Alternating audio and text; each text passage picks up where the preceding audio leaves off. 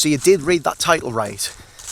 Will we see any new DSLRs in 2025? Well, I mean, if you look on the face of it, it's a rare uphill battle, isn't it? We don't have any new cameras coming from Canon or Nikon, which were the two biggest players in the DSLR world. They ceased production of their DSLRs, or ceased development, I should say, of their DSLRs in around about 2019. So our last hope lies with none other than Pentax, which is a brand obviously that I shoot, and their last DSLR camera, their last flagship DSLR camera, was released in 2021, but there's been some recent developments which have put somewhat of a bit of a dimmer, I should say, on the possibilities of them producing a new DSLR camera, not only in 2025, but possibly going forward.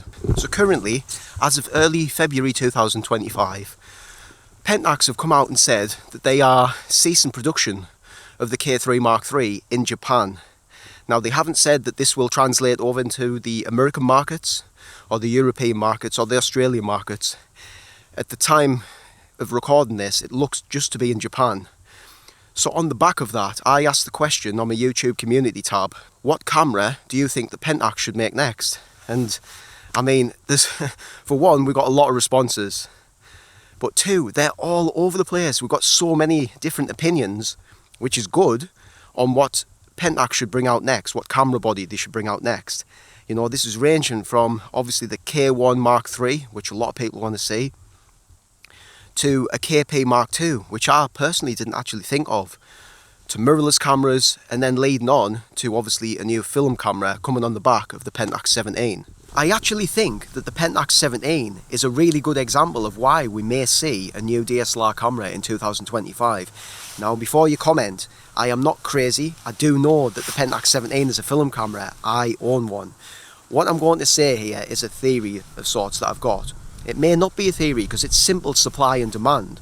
So basically, Pentax took the initiative on the resurgence of film photography. After the last 5 years, film photography's been booming. They took the initiative to start the Pentax film project, which resulted obviously in the Pentax 17. And we now know that that camera sold a lot of units. And that is basic supply and demand. Now, I'm going to compare this to another hobby of mine, motocross, which you may have seen I photograph a lot on this channel.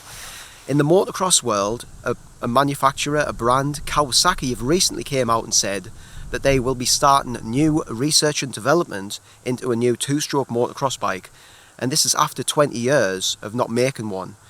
The market over there in the motorcycle world has been dominated for over 20 years by the four-stroke motocross bike. And more recently, obviously, electric bikes have stepped in and people are going towards that side of things. But there's been a demand for over 10 years for the old technology, the two-stroke motocross bike. Now, could this be the same as we've got the new mirrorless technology, which is 120 frames per second, 8K video, does everything pretty much better than what a DSLR camera can do, but yet some people still want to see a new DSLR camera. Now that is my argument, and that's pretty much the reason why I think we may see a new DSLR camera in 2025. Whether that's a Pentax K1 Mark III, a Pentax KP Mark II, or whatever it may be, you know, we could see one. What do you think? Do you think I'm talking crazy here? Let me know in the comments, and as always, thanks for watching. I'll see you in the next video.